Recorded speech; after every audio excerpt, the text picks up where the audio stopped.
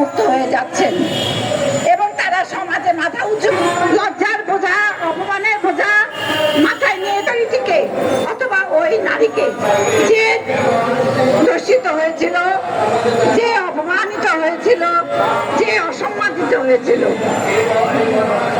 কাজেই আজকে এই সব বিষয়কে শুধু নারী পুরুষের ভাগাভাগি করলে হবে। কন্যা যদি নিরাপদ না হয় তাহলে আমাদের এই সমাজ নিয়ে, আমরা এই সমাজের কথা, কিশোরী কন্যা নিরাপদ নয়, সেই দেশকে আমার গর্বের দেশ আমি কিভাবে করবো?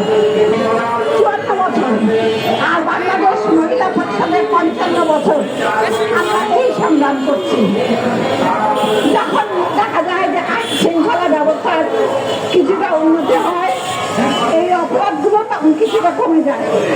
কিন্তু আবার কাজেই আজকে এই মহামারী নির্মূল করতে হলে কোনো এককভাবে বা কোনো একদিকে দৃষ্টি দিয়ে চললে হবে না। আজকে সমাজকে সংশোধনের জন্য একটা সার্বিক প্রচেষ্টা যেমন নিতে হবে, আজকে রাজনৈতিক দলগুলিকেও তার দলের প্রচার বাড়ানোর জন্য সদল বলে যে নির্যাতিত বা ধর্ষিত মেয়ের বাসায় যে